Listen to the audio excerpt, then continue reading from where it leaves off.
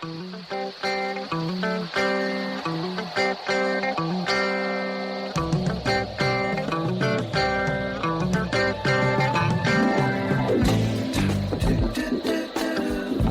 in a good place now. Relax, breathe, smile. You've entered into your element, the home of origin, the home of intelligence and beauty, where relevant topics are discussed, where what you think counts, and where superior is the norm. You are listening to Perspectives with Ashley Berges. Left me. No, you can't hit that note. Since my lady left me, well, I found a new place to dwell. That's all right. Where you think? Well, it sounds raga. You don't want to go raga. No, not this. It don't. It does. This is my baby. It sounds barbershop. Well, hey, barbershop raga. Watch the way. It's a new high street. Sorry. Oh, this is thoroughly depressing. It really puts perspective on things, doesn't it? Not too much. There's too much perspective now. Welcome back live to Perspectives, and I'm your host, Ashley Burgess.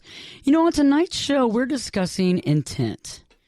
What is intent, and why is intent so important when it comes to absolutely everything we do?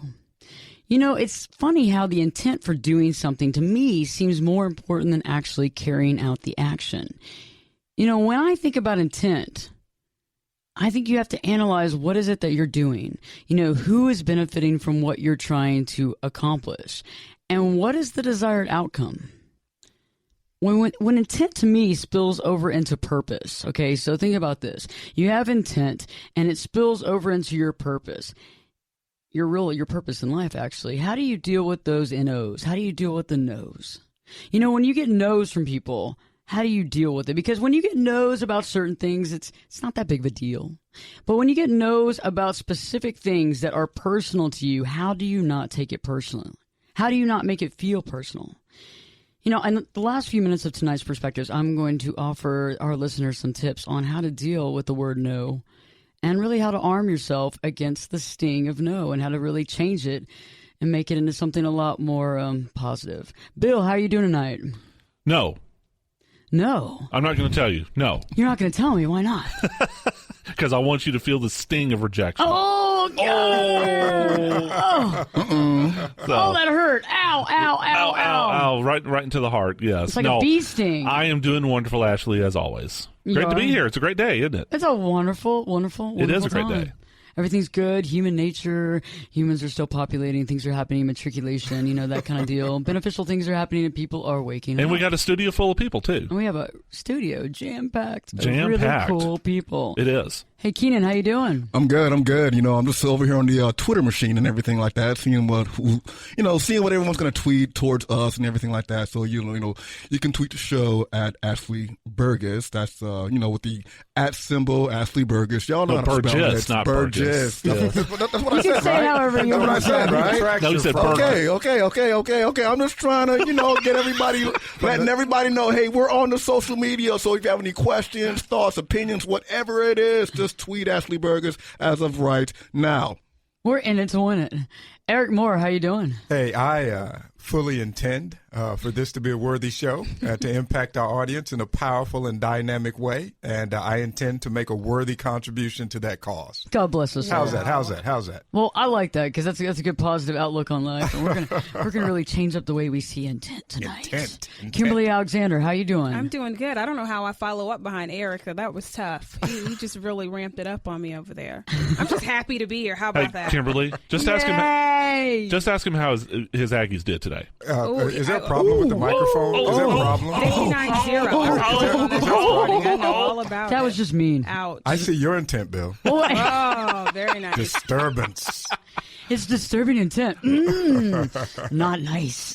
Still love you, man. Still love you. You're my boy. Proud to the people. Oh, gosh.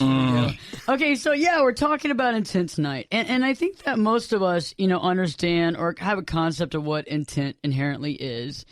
And, I think when it comes to our livelihoods, when it comes to our personal growth, when it comes to our life's body of work, I like when people say that. It's my body of work. We usually have intent, the intent of being authentic, right? I think the intent of being altruistic. I think it's also about staying real and true. And I think, without a consistent, authentic intent, we end up losing our way. And I really feel like this kind of goes into an analogy of almost like a midlife crisis. Because I believe midlife crises occur because a person's intent was never solid and only merely built on immediate needs and gratifications, maybe based on financial securities or based on some sort of power structure. Think about it. Think about marriages, too. Marriages that tend to collapse are based on some non-direct intent. I mean, it was based on either financial structure or security or having some groundedness, but it's not about something that actually has longevity. Well, I mean, and you would like to think that people have authentic intent, but isn't that sort of the problem with the world today, Ashley? I mean, not everybody does. I think all of us at the table here, we know people who are not authentic.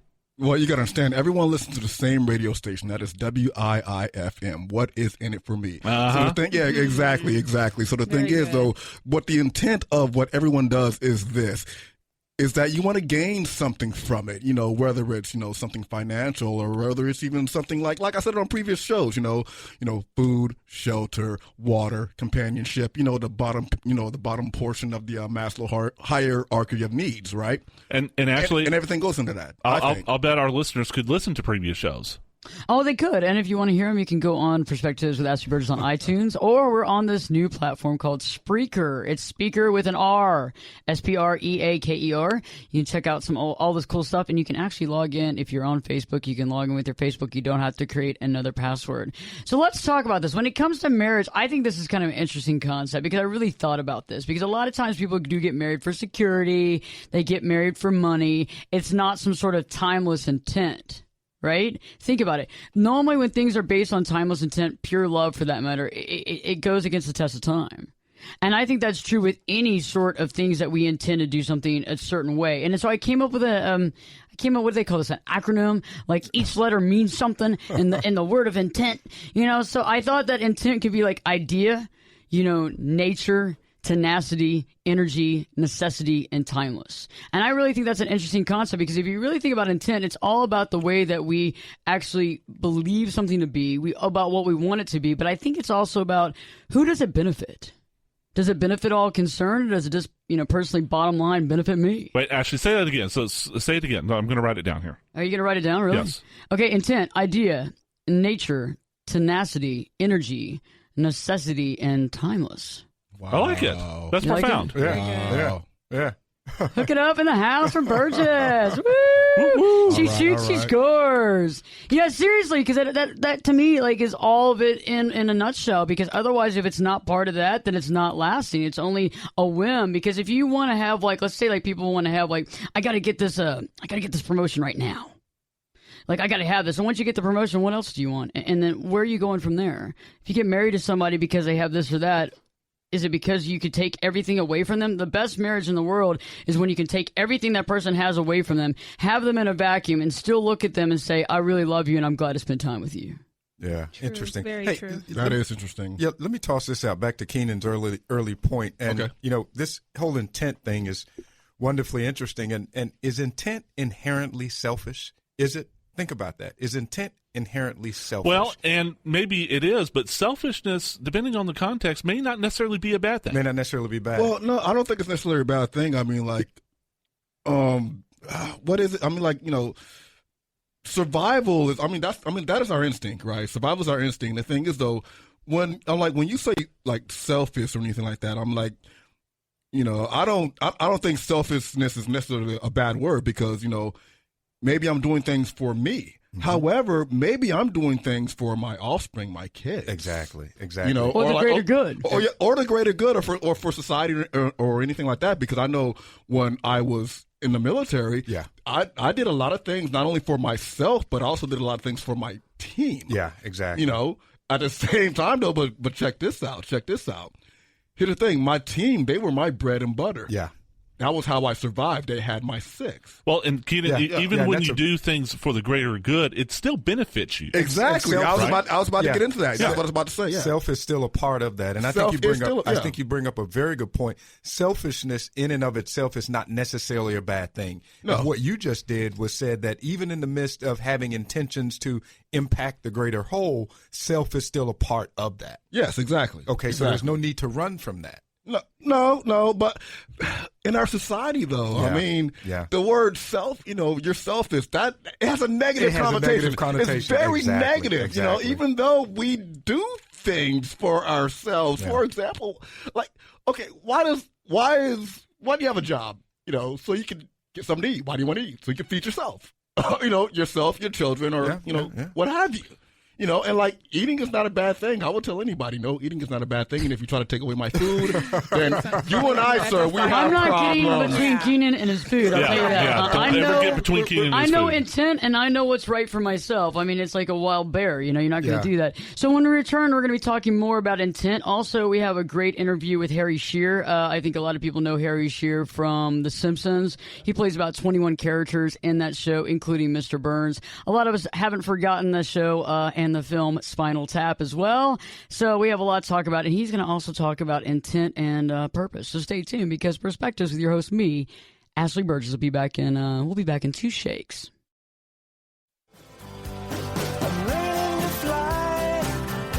Turn it up and jump in the deep end on Perspectives with Ashley Burgess. The water's warm and there's a swim-up bar. Glass of perspective, anyone? Now, here's Ashley. Welcome back live to Perspectives, and I'm your host, Ashley Berges. How you doing tonight? We're talking about intent tonight, and I came up with this whole philosophy of intent is idea, it's nature, it's tenacity, it's energy, it's necessity, and it's timeless. And, earlier, a few days ago, I was able to actually talk with Harry Shearer. Harry won the Ernie Kovacs Award here recently. And a little background on Harry, if you don't know him or haven't heard of him. I think one of his first debuts was the Abbott and Costello Go to Mars film back in 1953. A lot of people might know him from Saturday Night Live in the 70s. However, my deal that I know him, I relish in him, is The Simpsons. I guess Simpsons began in 1989. It's on, I think, the 26th year, and he plays 21 of those characters, including one of my favorites, Mr. Burns. And he was in a film recently, well, not recently, back in the 70s that I just first recently saw Spinal Tap. So right now, I'm going to talk to Harry Shearer about his concept of intent and purpose. Here we go. Wonderful to be here. Harry Shearer, it's amazing. When Kelly Kitchens, when she informed me that you were going to be in town and asked me if I could be here, I'm delighted. Thank you. Cool. When you think about film, when you think about The Simpsons, when you think about Spinal Tap, and I actually watched Spinal Tap for the first time, I guess it was about 6 months ago, and I've seen it about 62 times since then. Maybe for a lost time. A little addicted, actually. My favorite part is when he says, perspectives, too much perspective, and that's the name of my show, is Perspectives. And so it's funny how sometimes we have this perspective, we have a lot of perceptions when we're young. We perceive what we want to do, we perceive what we want. Honestly, has your intent ever changed from the beginning when you started this? Your purpose of making people laugh, of entertaining, has it ever changed? How do you feel right now, looking full circle where you are? I feel good, a little tired. That's an interesting question, because I think having been in the business as a child, when I came back into it as a grown-up, alleged grown-up, I had a perspective that most people in the early 20s don't have about show business. Most people in their early 20s are, I'll use a word I'll come back to in a minute, desperate to get that first gig, to get that break, to find somebody who will say yes to them. And it would never occur to them to say no. And something made me a little, watching the thing go by, made me a little careful about, not that I didn't want to make money and be famous and all of that, but about getting too famous too fast in your 20s.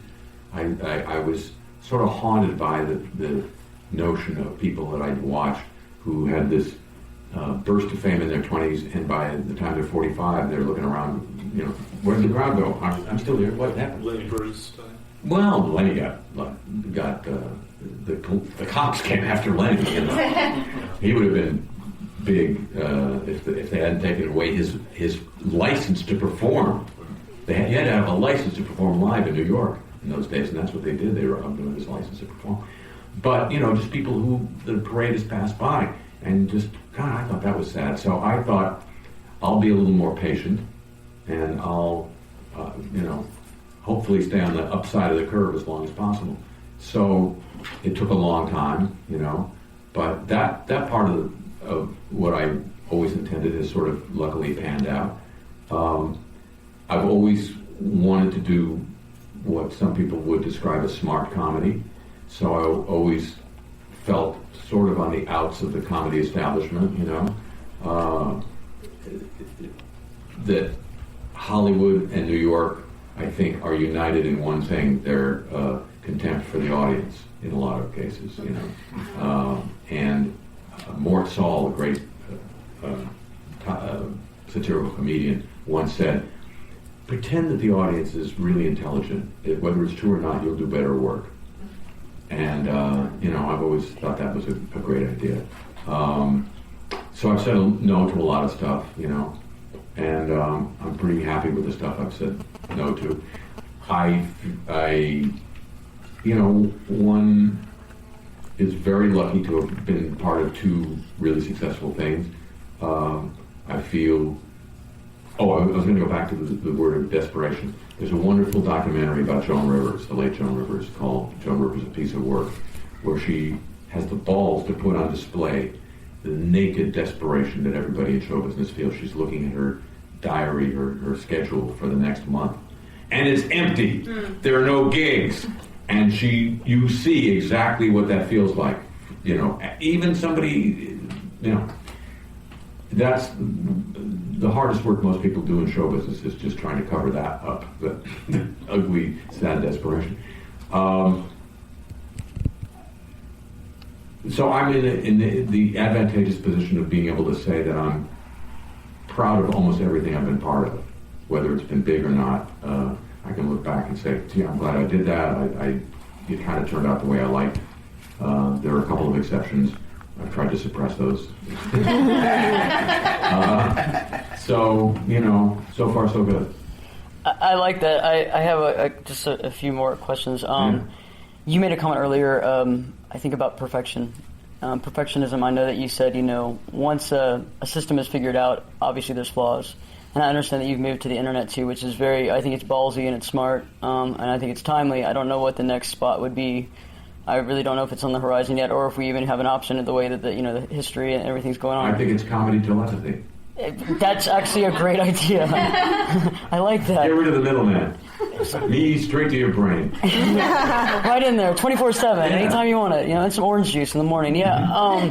But perfectionism, I think some people get lost in the shuffle trying to figure out, and they aren't doing the amazing voices on The Simpsons, and they're not doing this amazing Nixon one, but they're doing their own life, and they're trying to do them. They're trying to do their life. What would be some advice that you would give someone that maybe is either scared of hearing no, or on the opposite, is kind of scared to not be perfect? You talking about people in show business, or no, people in general? Because most people they're not ever aspiring to be in show business. Yeah, of course. It seems a little presumptuous of me to give advice to people, except about something I know really well, which is what I do for a living. I mean, I'm an amateur at life, just like everybody else. When I decided to come back after my childhood time in show business, and then I dicked around with these other things, and I came back, I thought, I'm here for the duration. So no hurts, no always hurts. And I love people who tell you, well, don't take it personally, it's just business. Yeah, well, it's personal to me, because this is what I do. Maybe just business to you, because you just sign checks and, issue memos. But for those of us who get it out of our gut, it's damn well personal, so don't ever say that. But,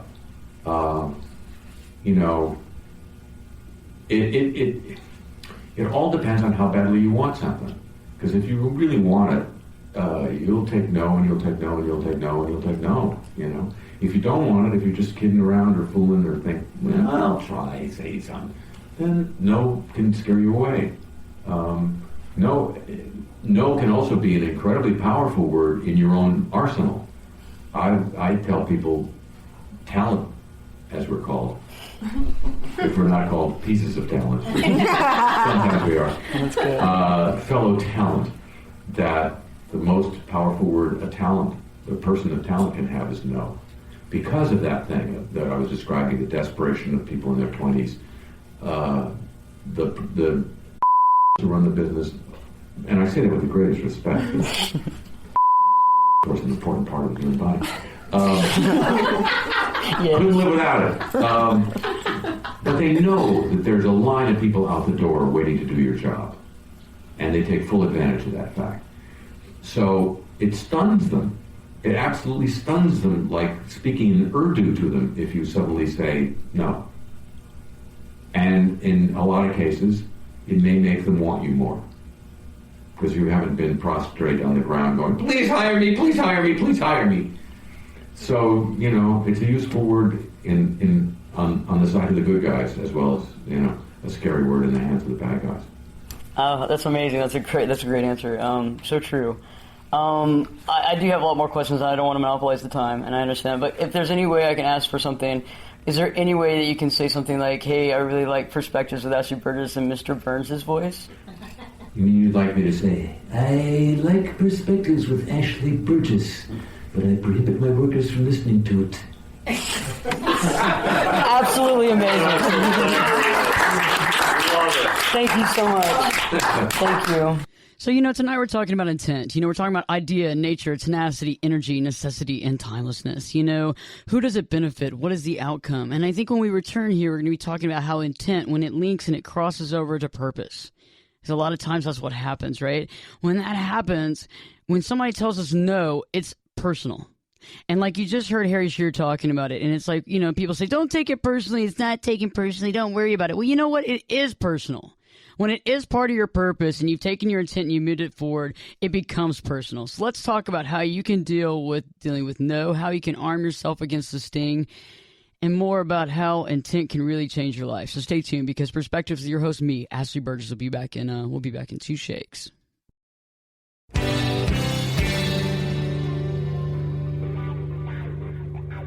This is Jake Busey, and you're listening to Perspectives with Ashley Burgess on 570 KLIF. Welcome back live here to Perspectives, and I'm your host, Ashley Burgess. How you doing tonight? You know, we're talking about intent. What is your intent, and why is intent so important when it comes to absolutely everything we do? She shoots, she scores. You know, to me, I think intent's an interesting thing, okay? So for all our listeners tonight, you can intend to do things throughout your whole life, you know, based on random things, whether it's work, it's home, it's love, it's marriage, it's this, is that. But I think when intent crosses purpose, which is anything that's worth really doing, I think that's when it really, you know, it really just gets into the big leagues. I mean, you're shooting up there, you know, you're playing Major League Ball at that point. There's no BS. And I think when you get to that point and it crosses over purpose, right, I think that when you ask for something from another person to propel that intent, to move it forward, okay? To move it forward, which crosses over your purpose. So I think that you attach yourself personally to it, because when you're asking somebody for something in that situation and they say no, to me, it's not like you're trying to sell them, you know, the whole set of Time Life books. I really want you to buy these encyclopedias because they're really good and your kids are going to learn. No, the encyclopedia is not like my heart and soul. Okay, even if I worked for the encyclopedia company, I could probably deal with no. But I think when the encyclopedia instead is you and it's no, I think you take it personally. And I think when you hear no, it sucks. And Eric, when we were on break, you were talking about something I thought was very intelligent. And maybe it's just me, but you know, you got me into this. So tell me about what you were saying, because I think that you really hit on a subject about how to really deal with this. Yeah, you know, it's kind of interesting, and we had a great host, obviously, a little while ago, and a couple of things he said really stuck with me. If you really want it, you'll take no and no and no and no. If you don't want it, then no defines you. And so it made me think about how I sometimes respond to being told no. I used to say, well, you know what? I don't take it personal. But you know what? Intent is personal by nature. So it's not about taking it personal. It's more so about, Ashley, how bad do you really want it? And so that's a different way for me to kind of move forward and think about intent and where no and intent relate together. So how bad do you really want it? Like, are you willing to take no? And I understand what you're saying. I mean, Keenan had a good point. I mean, it's kind of the concept of, can you just overlook it? Can you deal with it? But I do think that we attach some personality to it. Yeah, I do think we attach personality to it. I mean, like, I know I certainly do take a lot of things personal, especially when I really do want something, you know. And like you said earlier, you know, if you'll keep taking, no, repeatedly. And the thing is, though, it just shows how much tenacity, that you have within yourself to really want and achieve something, like my grandmother said, if you take no for an answer, then that means you didn't want it in the first place. Exactly. You dig? Yep.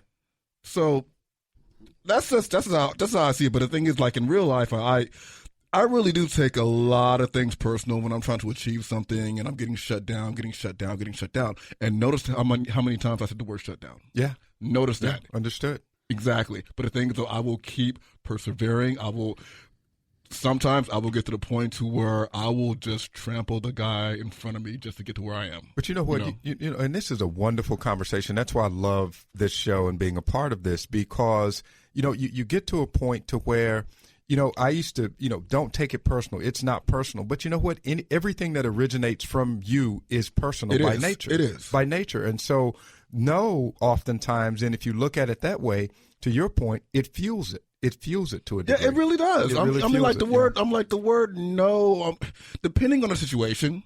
Okay, depending on the situation, because the thing is, there are some situations, I'm not going to get into it on the air, but when I hear the word no, I completely just stop what I'm doing.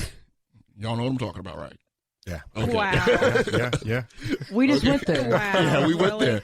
Yeah, we Wow. went there. We went there. I'm just sitting here. I'm like, well, does this have anything to do with the picture we were just shown in the room where we, I don't want to bring up names on air, but it just makes me wonder. Whoa! This is stuff that that was just awkward. That was awkward. But back to the subject. Well, let me now he wants to get back on subject. Let me add a comment in real quick, because I just want to quickly change the subject real quick, but add to it. Wait, it's a little hot in here, isn't it? I actually love it. It is. And Kimberly, I like that. That was good. Yeah, I think that a lot of times when we hear no, sometimes it's not about, maybe for us, it's about not wanting to need to fit in with those people. I think sometimes when we're told no, it can be very upsetting, but like I always tell people, you get in where you fit in. If somebody doesn't want you, go find someone that does. Right. Absolutely. No, I totally agree with you. I've always been one of those people that believed in, once I hear the word no, if it's not what I want to hear, then I'll go to the next person. I go over their head until I hear what I want to hear. It's like a motivating factor. Absolutely. It's very, the word no is absolutely. very motivating. You're Yeah. like, what, you going to tell me no? Yeah. Because No, you've no, taken no. it personal. I've taken it personal, so now I have to Yeah. prove you wrong and prove to you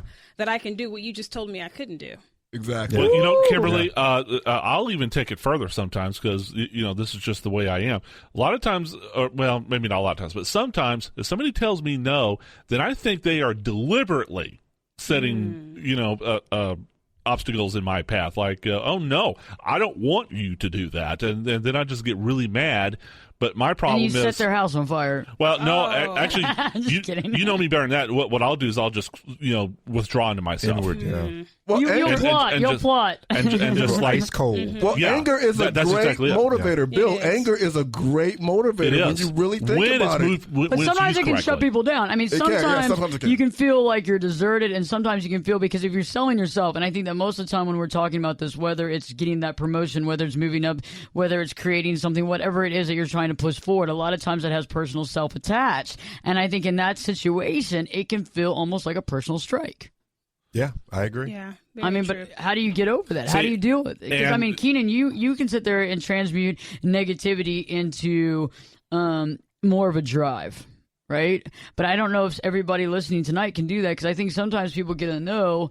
And different from what Harry Shearer said, different from what he was saying about, if you don't really care, you'll just take a no and you'll walk away.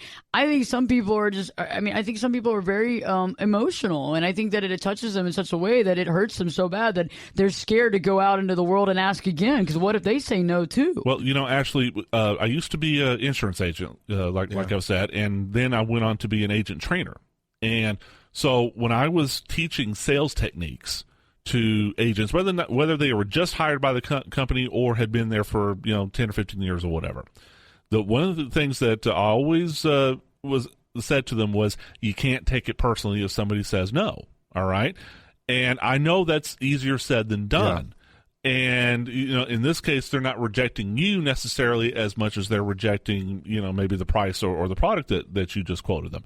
But at the same time, it can't be denied that if you are asking somebody for something, whether it's a favor or asking them to do something for you, or do this for them or whatever, and it's like, what have you got against me? What did I do to you?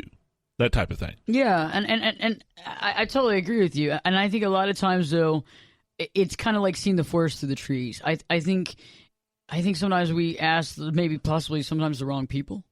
But I'm also, you always hear the whole concept of, you ask 100, one's going to say yes. Bill touched on something real quick, and you talked about that within the sterility of a sales environment, because it is, sometimes impersonal, if you will, what you're selling, and you're detached from it. Now, if it was personal, and if you did take it personal, would that not increase your percentage of success, because the person that you're presenting to sees that they're dealing with an authentic person who really cares about the product, not only just knowledgeable about the product, but can translate the fact that the product actually has some type of meaning and value to it. Well, something else I use to try to relate to them is that you're not really selling this sterile, impersonal product. You're selling yourself. You're selling yourself. There you go. So it is personal.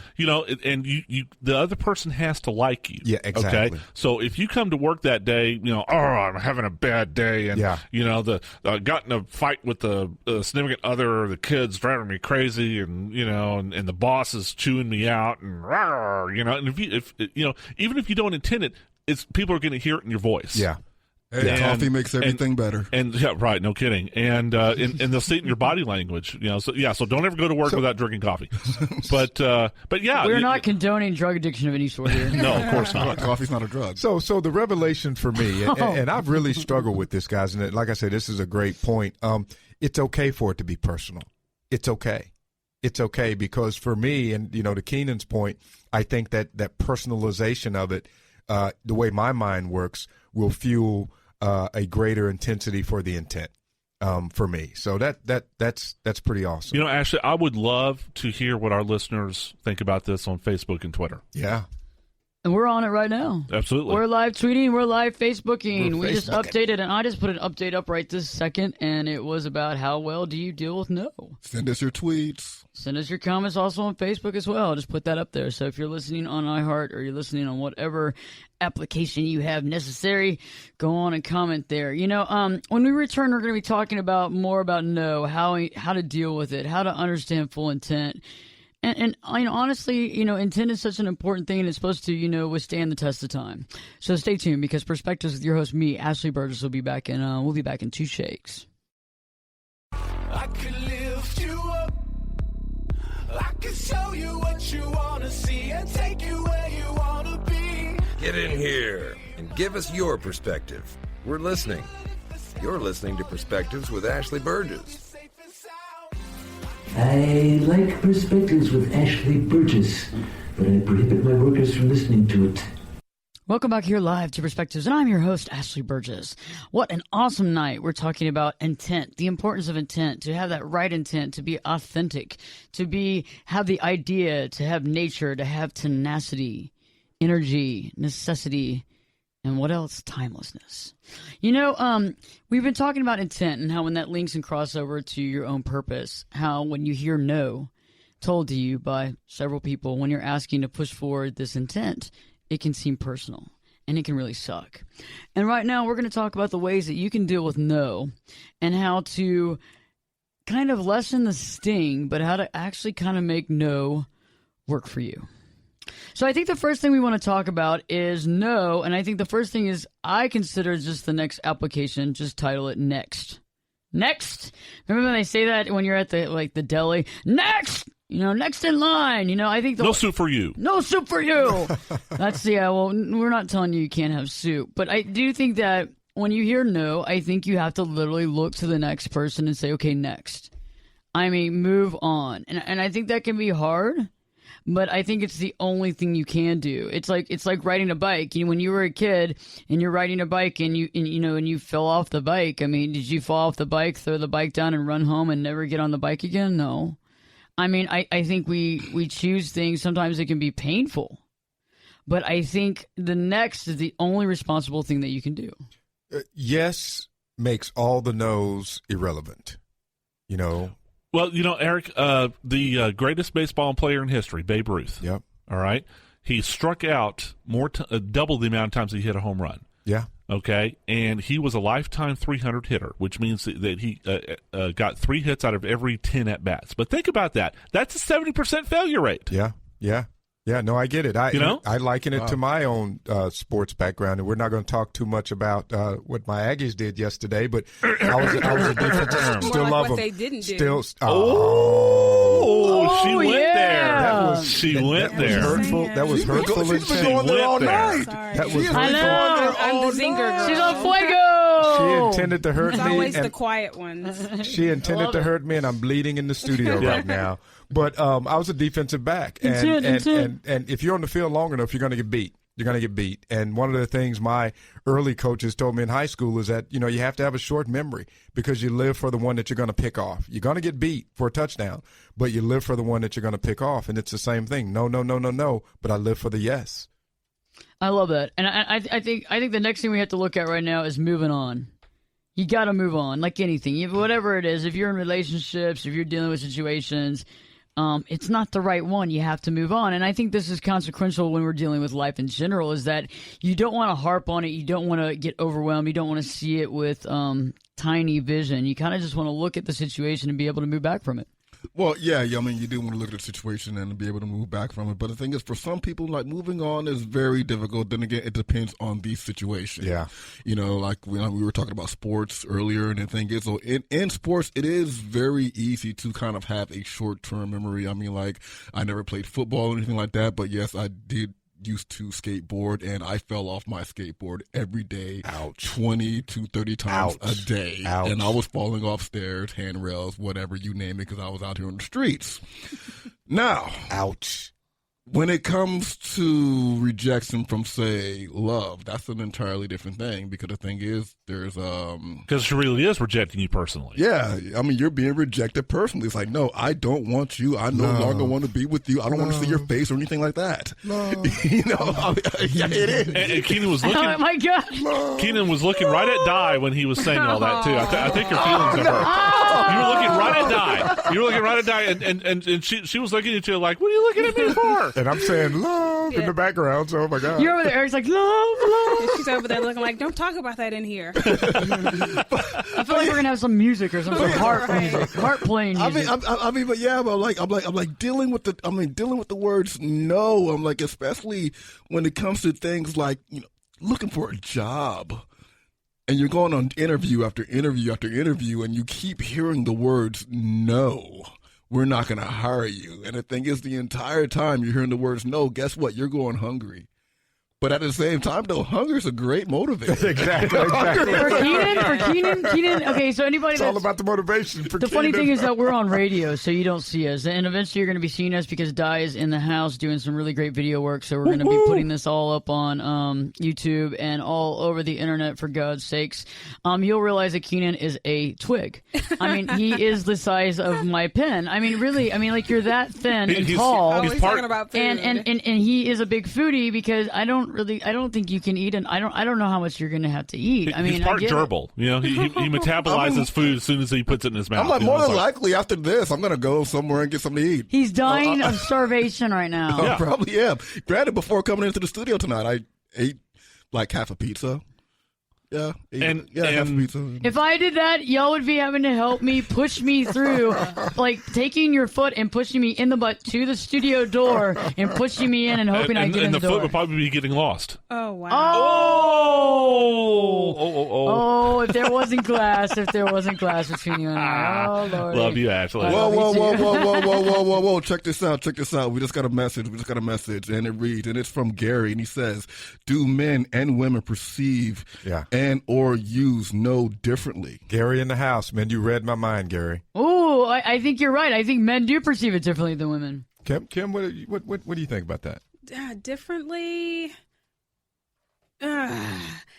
Maybe so. Because I think sometimes women, I don't know. I'm not going to say that. Well, That's because a little bit too general. I mean, there's usually a kernel of truth behind, generalities. I mean, because I think Ashley said it best earlier. If you have an emotional attachment to something, then the more likely you're going to take it personally. Yeah.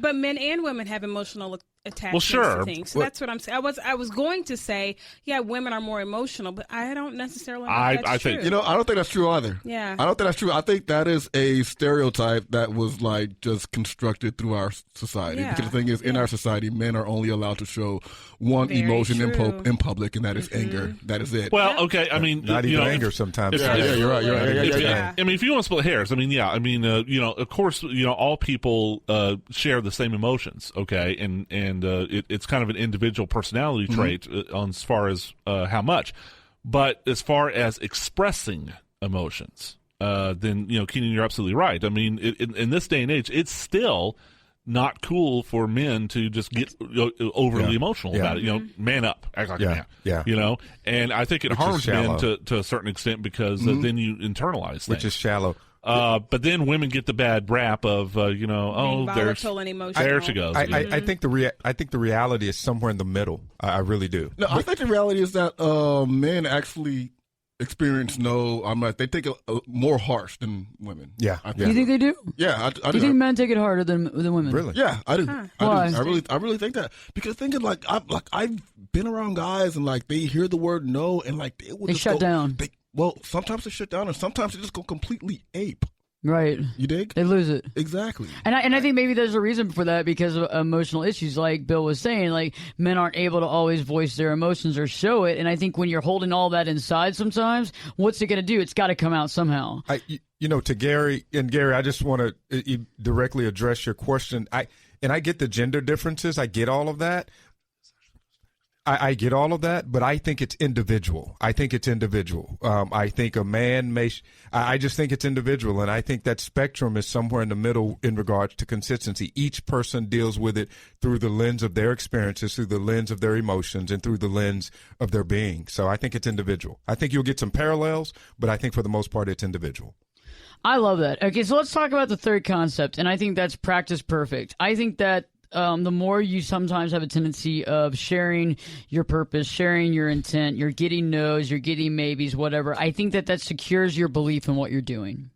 I think that it anchors you into what you're doing because I think that sometimes when we hear enough naysayers, if we're not solid in the belief of what we're doing, I think that's the time that you got to move on and say, what do I really want to do? What's my real intent? What's my real purpose? And I think it really does solidify what it is that you are willing to do and what matters the most. Oh, actually, I mean, unfortunately, we're running out of time on the show, but you know my personal story, so I'll just leave it at that.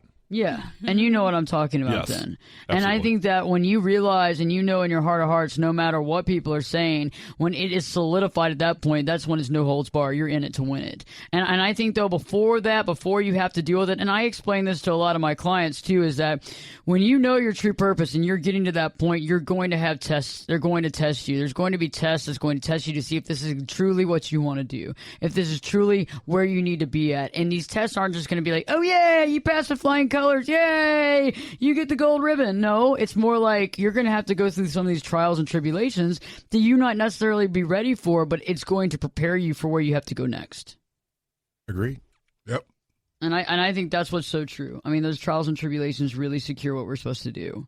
I mean, it builds your character, doesn't it? And, once you have that basis of character, then if somebody says no to you, then you can deal with that no better and use it, like Keenan was saying earlier, as that motivator to fuel your fire, so to speak.